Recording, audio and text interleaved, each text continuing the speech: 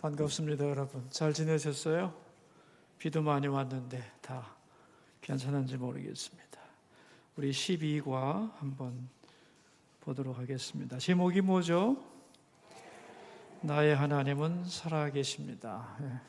여러분, 사람들이 하나님 믿다가 낙심하여 하나님을 떠나거나 또 실족하는 이유가 뭐라고 생각하세요? 왜 믿다가 실족을 할까요? 세상에 대한 고통, 세상에 왜 이렇게 고통이 많고 나한테 어려운 일이 많은가? 여기에 대한 오해 때문에 그렇습니다. 이걸 잘 해석을 해야 하는데요. 그래서 여기 빌리 그레이엄 목사님의 친구 찰스 템플턴 목사님의 얘기를 해놨어요.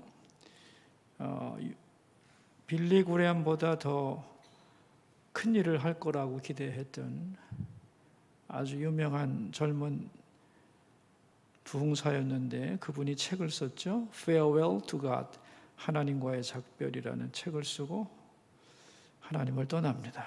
근데 그 밑에 나옵니다마는 사진 한 장 때문에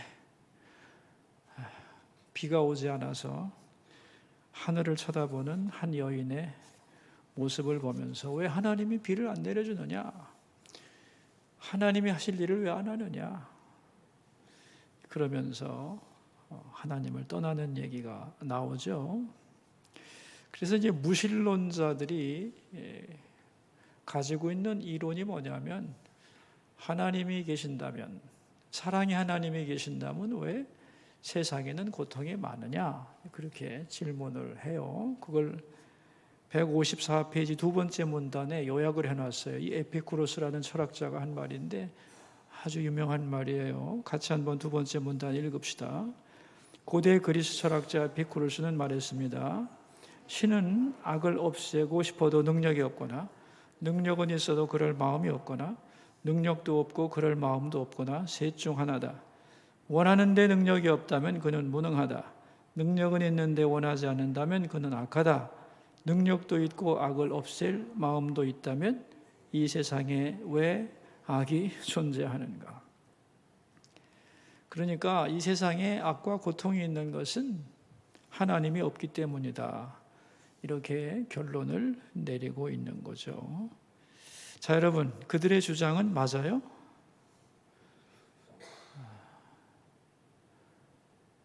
틀리죠? 왜 하나님이 고통을 주느냐 그러는데 고통의 원인은요, 인간의 죄 때문이에요. 그죠? 그렇죠? 인간이 죄를 짓기 때문에 그래요. 예를 들면 지금 세계에 전쟁이 있잖아요. 우크라이나에 전쟁이 있는데 왜 하나님은 전쟁을 주는가 이렇게 원망할 수도 있어요. 근데 사실 하나님께 원망할 일보다 더 앞서서 해야 될 일은 뭐냐면 악한 인간들이 있잖아요. 아니라는데 그게 내 땅이라고 쳐들어오는 인간들이 있잖아요. 그죠? 인간이 죄가 문제죠. 그게 먼저 해결돼야 될 문제인데 사실은 죄 많은 인간을 돌이켜서 치료하는 수단으로서의 고난이잖아요. 그죠? 사람들은 자기가 죄인이라는 생각 안 하고 또 나는 아니지만 또 어떤 누군가가 죄인이라는 생각을 하지 않고 왜 이 고통이 있는가 하고 하나님을 원망한다는 거죠. 그게 무신론자들의 논리인데 그 논리는 잘못된 거라는 거예요. 그래서 여기 예를 들고 있죠. 세 번째 문단이죠. 그러므로 세상에 이렇게 많은 고통이 있는 것은 하나님이 없기 때문이다.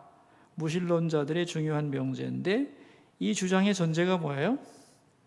사랑의 하나님과 고통은 공존할 수 없다는 것입니다. 그러나 이게 맞습니까? 아니죠. 고통과 하나님의 선함은 공존할 수 없을까요? 아니죠. 공존할 수 있죠. 그래서 여기 의사의 이야기, 좋은 부모의 이야기 예로 들어 놨습니다. 하나님이 고통을 허락하시는 것은, 자, 우리 그 다음 문단의 가운데 부분 보면 나오죠. 하나님이 고통을 허락하시는 것은 도덕적으로 악한 것이 아닙니다. 하나님은 악을 미워하시고 결국에는 악을 제거하실 것이지만 그 과정에서 고통을 허락하시고 선한 목적으로 사용하기도 합니다. 그러니까 하나님의 선함과 인간의 고통은 공존할 수 있는 거라는 거예요. 그래서 조금 전에 얘기했지만 고통이란 인간의 죄 때문이고 그 죄를 치료하는 과정에서 고통은 있을 수 있는 것이다. 그런 얘기입니다. 그래서 마지막 문단에 이렇게 나오죠. 그걸 알 수 있는 것은 뭐냐면 고통의 결과라는 거예요. 고통의 문제를 연구해 보면 이상한 결과가 나온다는 거죠. 그죠? 직접 고통당하는 사람이 아니라 그걸 바라보는 사람이 더 원망한다는 것. 그걸 뭐라고 하느냐? 155페이지 셋째 줄, 고난의 아이러니다. 고난의 아이러니. 자, 우리 그 다음 문단 한번 읽어봐요. 왜 이런 일이 일어납니까? 어째서 가장 심한 고통을 받는 사람들이 오히려 하나님의 선하심을 확신하는 것일까요? 고통을 당하는 사람들은 하나님을 고통 가운데로 초청하고 부르짖고 그 안에서 그분을 만나는 경험을 하기 때문입니다. 철학에서는 이것을 비명제적 지식이라고 합니다. 비명제적 지식이란 말은 말이나 글로 정확하게 표현하기 어렵다는 뜻입니다. 그러나 지식입니다. 이해할 수 있다는 겁니다. 그러니까 설명은 하기 어렵지만 경험에서는 분명하다는 거죠. 고난 속에 있는 사람은 간절히 하나님을 찾고 하나님을 만나는 과정을 통하여 고난을 통하여 실족하는 것도 있겠지만 오히려 더 많이 하나님을 만나게 된다 하는 것이죠. 자, 그래서 이제 두 번째 주제로 넘어가서 고통 중에 우리가 해야 할 일은 뭐냐 하는 거예요. 자, 우리 155페이지 파란 글씨로 나와 있죠? 뭐예요? 부르짖으면 살 길이 열린다는 거예요. 그러니까 고난 중에 부르짖는 것은 좋은 거예요, 나쁜 거예요? 좋은 거죠. 반드시 부르짖어야 돼요. 그래야 고난의 의미도 가르쳐 주시고 또 거기서 해결할 길을 찾게 되는데 잘못된 사람들은 고난 중에 부르짖음을 불신앙이라고 생각한다는 거죠. 그게 이제 욥의 친구들의 생각이었던 거예요. 친구들은 욥이 고난 중에서 막 부르짖자 그 부르짖음을 비난을 했어요. 그죠? 자, 우리 다음 페이지로 가서 156페이지 가운데 부분을 보시면 가운데 문단에 그러면서 욥을 평가합니다. 찾으셨어요? 같이 읽어요. 울분을 터뜨리며 자기 자신을 찢는 사람아 하고 얘기했어요. 이는 너무 힘들고 괴로울 때 하는 행동입니다. 욥은 하나님 앞에서 울부짖고 탄식했습니다. 하나님 앞에서 몸부림을 쳤다는 거예요. 왜? 너무 힘들고 어려우니까 가슴을 치고 통곡한 거죠. 왜 이런 일이 있느냐고. 그것은 좋은 것이다 그런 얘기예요. 고통 중에 하나님 앞에 나와서 우는 것은 좋은 것이고 살 길이 열린다 하는 거예요. 그래서 여러분 우리가 울 자리를 잘 찾아야 돼요. 울 자리. 여러분 안 울고 살 수는 없어요. 지금 사실은 많은 분들이 웃음에 대한 가치를 극대화하고 눈물에 대한 가치를 극소화시키는 시대인데 사실은 그렇지 않아요. 많이 우는 게 굉장히 좋은 거예요. 굉장히 좋은데 또 아무 데서나 이렇게 울 수도 없잖아요. 그죠? 그러니까 울 자리가 있어요. 그게 어디냐면 하나님 앞이에요. 사실 마음 아픈 것은 울어야 되는 사람들이 안 울고 있다는 거예요. 하나님 앞에서 울 수만 있으면 참 행복하다 그렇게 생각해요. 정말로 그 영혼이 치료받는 과정은 하나님 앞에서 진짜로 울어야 되거든요. 근데 울 데가 없는 사람이 너무 많은 거예요. 하나님을 모르니까. 그리고 우리 그리스도인들은 하나님 앞에 와서 많이 울어야 돼요. 그 눈물 속에서 많은 문제가 해결돼요. 그리고 그렇게 되면 사실은 진짜 웃을 수도 있어요. 지금 사람들은 감정이 많이 손상되어 있다고 저는 생각해요. 건전한 감정이란 훨씬 더 많이 울어야 되고 훨씬 더 많이 웃어야 돼요.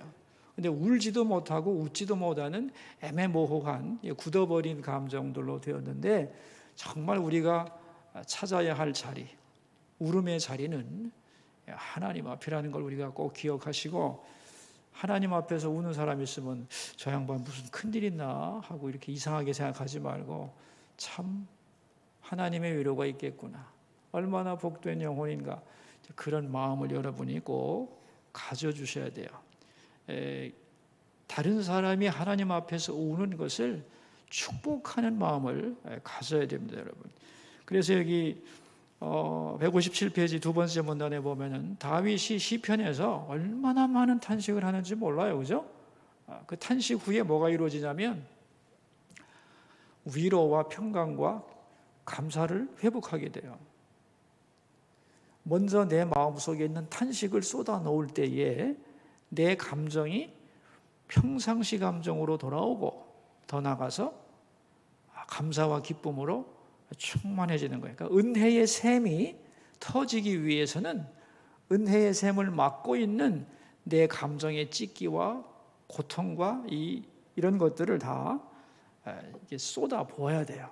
근데 쏟아부지 않았으니까 은혜의 샘도 터지지 않는다. 저는 그렇게 생각을 하고 있습니다. 세 번째 문단 보시면 제가 여기 본당에서 느낀 거 얘기해놨죠, 그죠?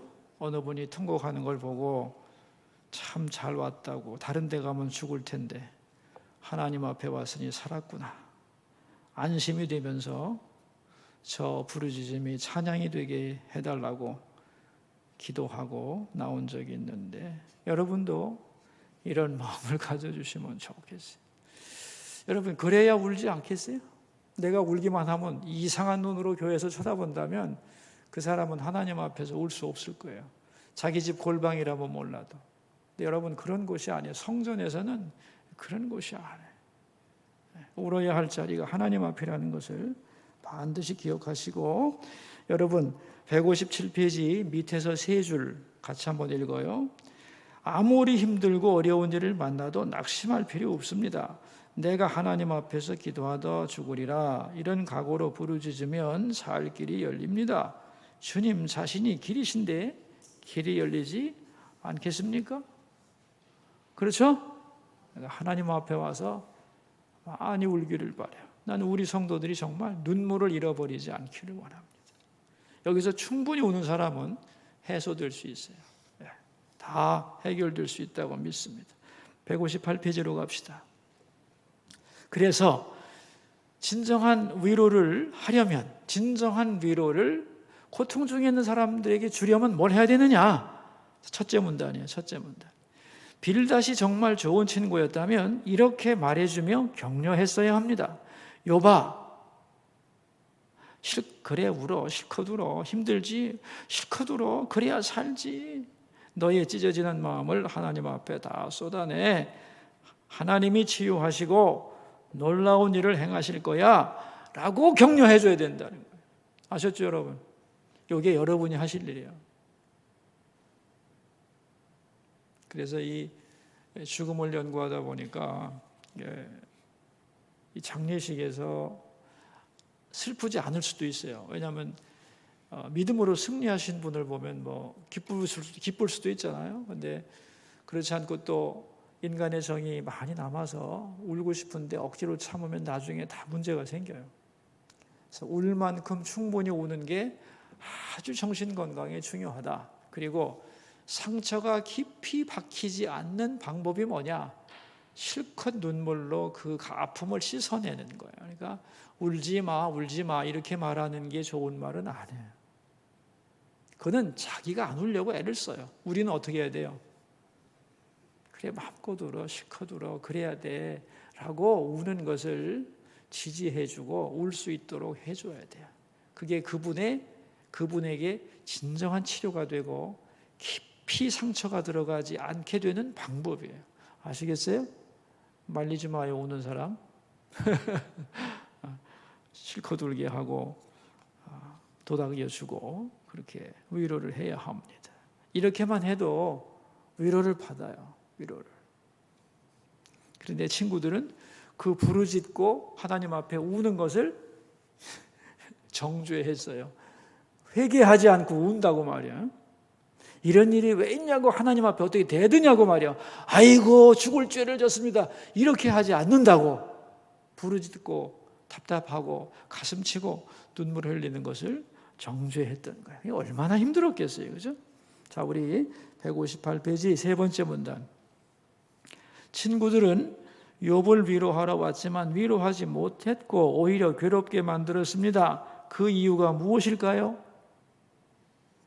예? 교만하기 때문에. 어떤 교만이에요?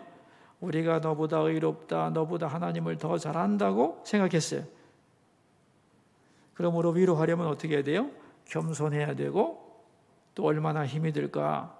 불쌍히 여기는 마음이 있어야 위로할 수 있습니다. 고난당하는 자를 향한 겸손한 마음, 불쌍히 여기는 마음이 있어야 합니다. 왜 위로하지 못했느냐? 더 쉽게 말하면 울지 못하게 했어요. 하나님 앞에 통곡하는 것을 정죄했어요. 그러면 안 돼요. 울게 해줘야 돼요. 그 눈물에 공감해야 돼요. 그리고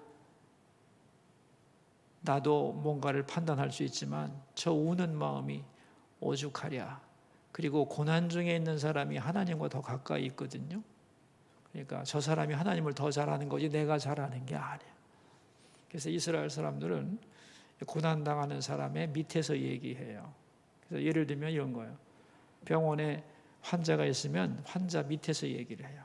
서서 얘기를 하지 않고 앉아서 이렇게 고개를 숙이고 얘기해요. 높지 않다는 거예요. 하나님을 내가 너보다 더 잘 알지 않는다는 거예요. 고난당하는 사람이 더 잘 알고 있는 거예요. 하나님과 가까이 있는 거예요. 그런 매번 그런 자세를 취하기는 참 어렵죠. 환자가 누워 있거나 그러니까. 그러나 그런 자세는 배워야 할 필요가 있을 것 같아요. 나는 하나님을 다 알거든. 너 하나님 몰라서 그러는데 이러면 안 된다는 거죠.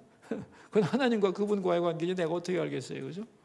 그래서 위로하려면 눈물을 흘리는 것을 격려해야지 막으면 안 된다. 교만한 마음 가지면 안 된다. 불쌍히 여기는 마음, 공감하는 마음을 가져야 한다는 거예요. 자, 그런데 욥이 이제 울면서 하나님 앞에 질문하는 것을 친구들은 정죄했잖아요. 그러다 보니 욥의 마음이 어떻겠어요? 너무너무 외로워진 거죠. 그래서 159페이지 맨 위에 줄을 보세요. 자기 편은 아무도 없는 처절한 외로움을 욥이 느꼈다는 거예요. 그래서 어떤 말을 했어요? 나의 말이 곧 기록되었으면 책에 쓰여졌으면 철필과 납으로 영원히 돌에 새겨졌으면 좋겠노라. 이 응어리진 가슴을 누구 앞에 얘기할까?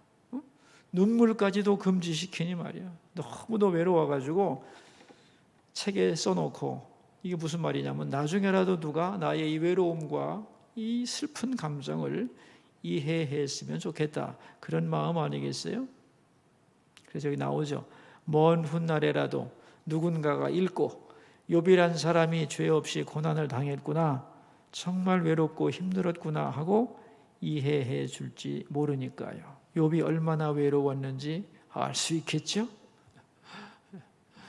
정말 외로웠을 것 같아요.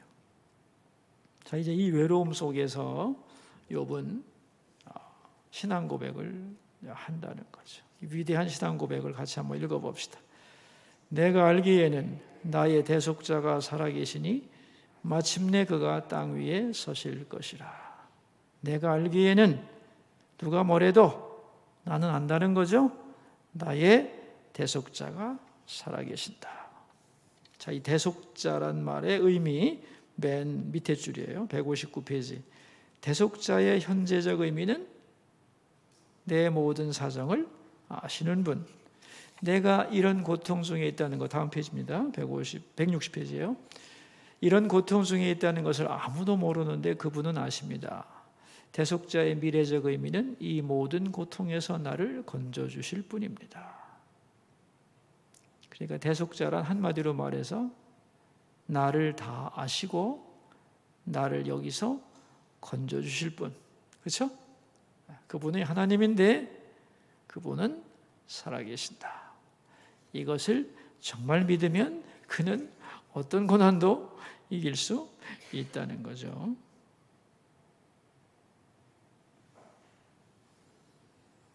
그런데 그분이 땅 위에 서신다. 모든 문제를 해결해 주실 날이 있다고 그는 믿었던 거예요. 근데 그날이 언제냐 하는 거죠. 자, 우리 세 번째 문단 160페이지 같이 한번 읽어봅시다. 그날이 언제일까요? 욥은 자기가 곧 죽는다고 생각했습니다. 그래서 26절에서 내가 육체 밖에서 하나님을 보리라라고 말한 것입니다. 나는 죽은 후에 하나님을 뵐 것이다. 이 고난의 문제는 세상에서는 해결될 문제가 아니라 죽은 다음에야 해결되겠구나라고 생각을 했습니다. 그러니까 문제가 빨리 해결되기를 바라다가 이제는 아이고 그러기 전에 내가 먼저 죽겠다 이렇게 생각한 거겠죠? 그죠? 이제 육체 밖에서 다시 말하면 죽어서 하나님 앞에 서게 될 텐데 하나님은 나의 모든 문제를 그때는 다 해결해 주실 거다. 그것을 확신했다는 거예요. 이 세상에서는 아니고 내가 죽어서 하나님 앞에 가면 그때는 하나님이 왜 이런 일이 있었는지를 확실하게 알려주실 것이다 라고 그는 고백을 한 거죠. 그러면서 깨닫게 된 게 이제 161페이지 맨 위의 줄이에요. 욥은 중요한 사실을 깨닫게 됩니다. 내가 왜 지금까지 고난 중에서 실망하고 낙심하고 분노했던가? 왜 가족들에게 서운했고 친구들의 위로와 인정을 그토록 갈망했는가? 같이 한번 읽어요. 고난을 받을 때 하나님 하면서도 건강과 명예와 사람들의 칭찬을 받았구나. 내 생각과 소망이 땅의 것에 붙들려 있었구나. 육체 밖에서 하나님을 반갑게 만날 생각을 하고 오늘을 보니까 자신이 지금까지 육체 안에 붙들려 있었다는 사실을 깨닫게 된 것입니다. 여러분, 내가 하나님을 어디서 만난다고 그랬어요? 욥은 육체 밖에서 이제 하나님을 만날 거다. 즉 죽어서 하나님을 만날 거라고 생각하자 육체 밖이라는 말이 나오자 자기가 지금까지 육체 안에 있었다는 걸 깨달은 거예요. 그렇죠? 내가 이 세상을 떠나서 육체를 떠나서 하나님을 만날 생각을 하고 그 하나님을 만날 때 하나님이 내 이 모든 슬픔과 고난의 이유를 충분히 해결하고 설명해 주실 것을 믿게 되면서 그는 뭘 생각했느냐? 아, 내가 지금까지 육체 안에 붙들려 있었구나. 그래서 이 친구들의 말 한마디에 이렇게 마음이 상했던 거구나. 이것을 그가 깨닫게 된 거죠. 더 쉽게 말하면 나는 결국 이 육체를 떠날 거잖아요. 그죠? 떠나서 이제 죽어서 하나님을 볼 건데 그런데 아직도 내가 이 육체 안에 붙들려서 생각을 하고 있는 거구나. 그래서 이렇게 감정이 복잡했구나 하는 것을 깨달은 거예요. 그래서 여기 161페이지 첫 번째 문단에 이 몇째 줄인가요? 7째 줄. 그러므로 우리는 찾으셨어요? 같이 읽읍시다. 그러므로 우리는 육체 안에서 살지만 순간순간 육체 밖으로 나가야 합니다. 육체를 떠나 하나님을 반갑게 만날 것을 생각하면서 오늘을 살아야 한다는 의미입니다. 그럴 때 육체에 붙들리지 않은 삶을 살 수 있습니다. 이 욥이 깨달아가는 과정을 보면 참 놀랍죠, 그죠? 기도하면서 고백하면서 그렇게 말하면서 자기 자신을 또 살펴보는 그러한 깨달음의 과정을 우리가 읽어볼 수가 있습니다. 아, 내가 육체를 떠날 생각을 하고 보니 내가 지금까지 육체 안에 있었구나. 육체를 떠난다 생각하니 내 육체 안에 있던 내 모습이 보였던 거 아니에요? 그렇죠? 그 얘기입니다.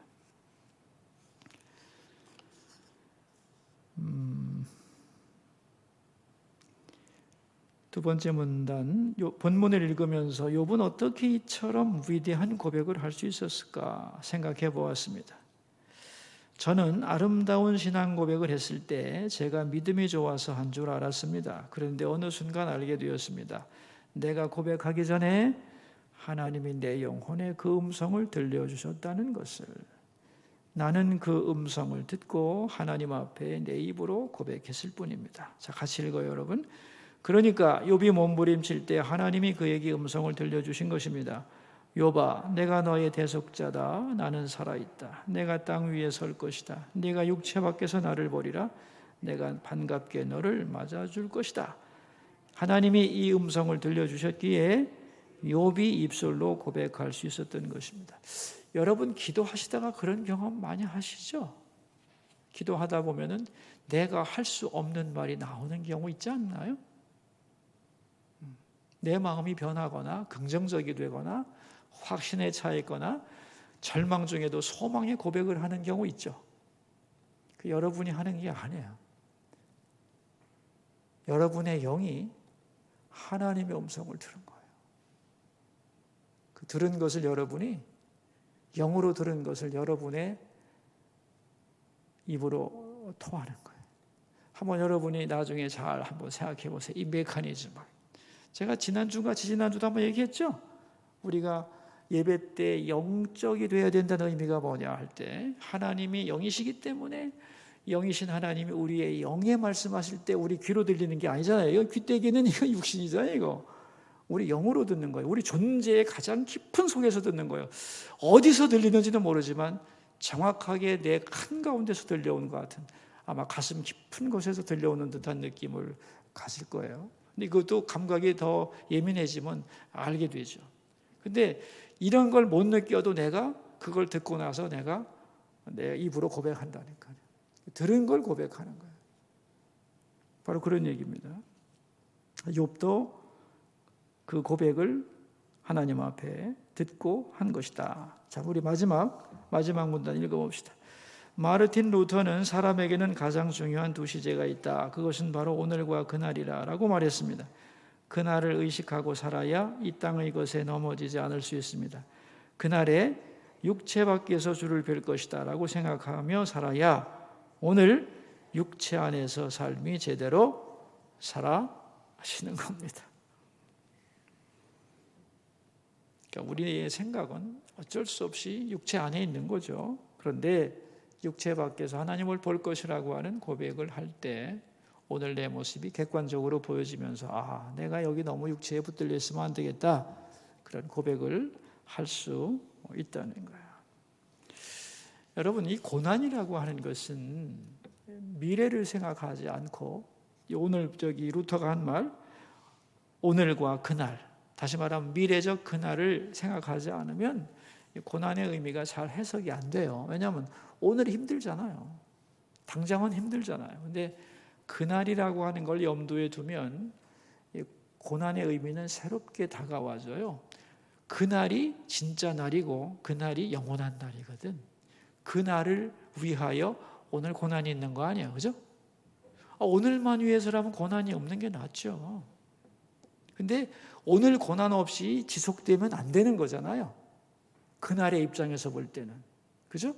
그러니까 그날을 전제로 하고 보면 오늘의 고난은 새롭게 해석될 수 있는 거예요. 그래서 영원한 그날을 생각하지 않는 현재적인 하루살이들에게는 고난이 증오스러운 것이지만은 그날을 바라보는 사람에게 있어서는 이 고난이 그날에 더 나에게 유익한 것임을 깨닫게 되고 사실은 이 고난을 경험하면서 그날에 대한 감각이 살아나는 거예요. 이해하시겠어요? 미래가 고난이 없는 사람에게는 미래를 기대할 이유가 없어요. 왜? 오늘이 좋은데 뭐. 여기가 천국인데 뭐. 근데 고난 중에서 우리는 고난 없는 그날을 기대하게 되고 그날을 염두에 두고 오늘을 바라보게 되면 영원한 그날을 위해서 정말 필요한 것.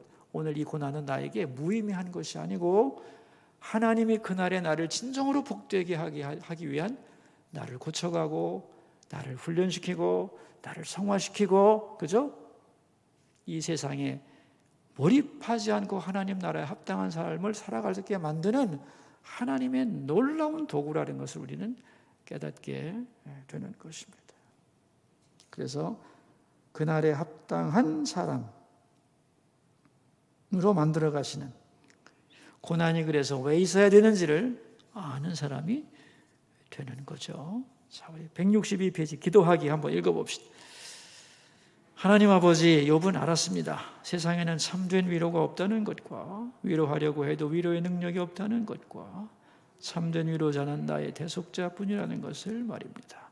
내 사정을 아시고 나를 건져줄 분, 내 삶에 진정한 의미를 부여하는 분은 오직 하나님뿐입니다. 나의 대속자는 살아계신다고 고백하며 살게 하소서. 내가 육체 밖에서 하나님을 반갑게 만날 것임을 믿고 사모하며 오늘을 살게 하옵소서. 자, 우리 질문 풀어봅시다. 첫 번째, 고난의 아이러니와 그 이유는 무엇인가요? 고난의 아이러니가 뭐예요? 정말 고난 중에 있는 사람은 고난 속에서 하나님을 찾고 만난다는 거예요. 그죠? 그러니까 다른 사람이 고난받는 걸 보면서 저 사람 저렇게 고난받는 걸 보니 세상에는 왜 이렇게 악이 많은가, 이런 잘못된 소리 하지 말라는 거예요. 더 쉽게 말하면 이런 얘기입니다. 고난의 아이러니가 뭐냐 하면은 우리는 고난을 나쁘다고 생각하잖아요. 그죠? 그죠? 고난은 나쁜 거다. 그리고 고난은 하나님 때문에 있는 거다. 있으면 안 되는데 있는 거다. 이렇게 생각하잖아요. 근데 성경은 그렇게 말 안 하잖아요. 아니라고. 나쁜 거 아니라고. 그리고 하나님 때문이 아니라 인간 때문이라고.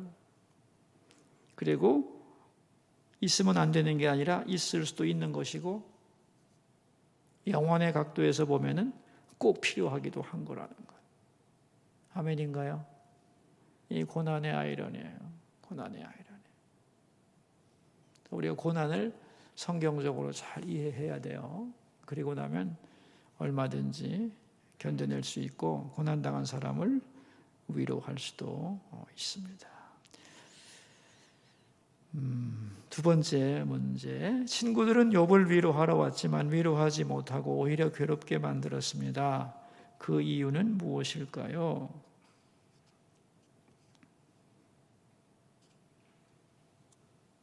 울지 못하게 했죠. 그죠? 그 이유는 뭐냐? 그 깊은 속에 있는 것은 교만 때문이다 이거죠. 우리가 너보다 하나님을 더 잘한다, 우리가 너보다 더 의롭다 하고 교만했다는 거예요. 불쌍히 여기는 마음도 없었고. 그래서 진짜 위로하려면 공감하는 마음, 겸손한 마음이고 필요하다 하는 것이고, 이 눈물의 가치도 인정해야 되고, 그래서 울어 힘들지 하나님 앞에 울어. 하나님이 네 눈물을 다 보고 계시고 담아서, 성경에 나오잖아요. 우리의 눈물을 항아리에 담으신다. 세 번째, 대속자라는 말의 현재적 의미와 미래적 의미는 무엇인가요? 그 의미를 내 삶에 적용해보고 나눠봅시다. 현재적 의미, 대속자의 현재적 의미, 나를 아시는 분, 내 모든 사정 아시는 분. 여러분, 하나님이 나를 진짜 알고 계신다고 생각하세요? 이게 위로가 되죠? 엄청나게 위로가 되죠, 이거. 또 미래적 의미,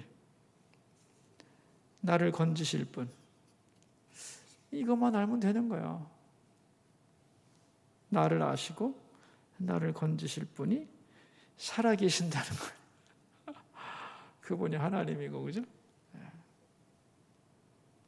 믿는다는 게 이렇게 귀한 거예요, 여러분. 하나님은 내 사정을 다 아시고 나를 모든 고통에서 다 건져주실 것이고, 그죠? 세상 모든 사람들은 나를 이해하지 못하고, 그죠? 나를 다 떠나도 나를 아시고 건져주실 분은 살아계시고 내가 그분을 육체 밖에서 만날 것이고, 그죠? 그분이 나를 반갑게 맞아줄 것이다. 이런 고백을 하는데 견디지 못할 수가 없죠. 그죠? 네. 자, 우리 여기서 마치도록 하겠습니다. 질문 혹시 있으신가요? 사실 이 시간은 질문도 하고 좋은 시간인데 질문을 안 해줘서 고맙긴 하지만 다음 주가 방학이죠. 다음 주부터 마무리를 잘 하셔야 되겠네요. 자, 우리 기도하겠습니다. 고마우신 하나님 찬양합니다. 오늘 나의 하나님은 살아계십니다라는 12과 공부를 했습니다. 하나님, 우리가 입으로만 하나님을 말하는 것이 아니라 정말 오늘 욥의 고백처럼 내가 알기에는 나의 구속자가 살아계시니 마침내 그가 땅 위에 서실 것이라. 내가 육체 밖에서 하나님을 보리라. 이런 고백이 우리에게 늘 살아있기를 원합니다. 내가 그를 보리니 내 눈으로 그를 보기를 낯선 사람처럼 하지 않을 것이다. 하나님이 나를 반갑게 맞아주실 것이다. 이런 고백이 우리에게 있다면 아버지, 세상이 뭐 그리 두렵고 염려의 노예가 되겠습니까? 때때로 힘들고 고통이 있지만 이것으로 인하여 내가 쓰러지지 아니하고 오히려 영원한 그날에 보면 이 고통이 나를 새롭게 하고 하나님을 만나게 하고 더 거룩하고 하나님 자녀다운 사람으로 만들어 가시는 것을 깨달으면서 고난 속에서 낙담하고 쓰러지지 아니하고 오히려 내가 육체 밖에서 하나님을 뵐 것을 기대하며 더 큰 믿음의 사람으로 성장하는 은혜가 있게 하옵소서.